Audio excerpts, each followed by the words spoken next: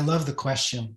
What is the perspective? How I hear the question is, what is the perspective of fragment from wholeness?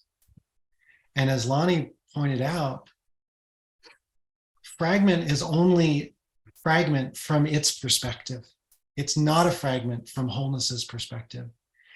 And I'd invite our listeners also to connect with what's being spoken here. It's not just words about something. It's a dimension of being, that from this place, there isn't a problem, but there is a recognition of all of the parts that experience themselves as problem or fragment or fracture or pain. From the perspective of wholeness, it's just a recognition, oh, you're the other side of my hand. You're another dimension of my face. You've never left. And, in the context of the question of what is healing, in my experience, we have this dimension that feels fragmented.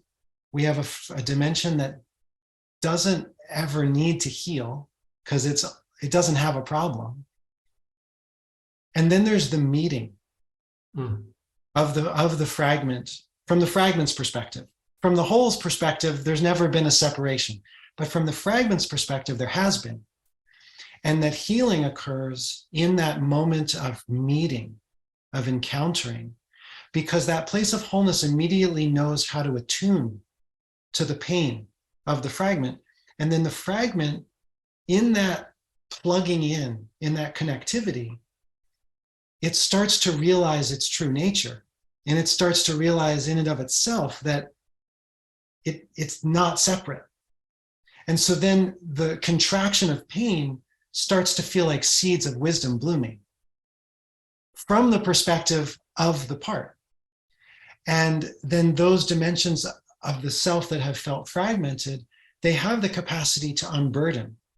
So those fragments, it's like a sponge, which is different than the water that the sponge is holding. And in that place of contact with that wholeness, there's a liberation that can happen. There's a releasing, a transmutation of the burden. So then that part now is able to experience itself as a feature of the whole.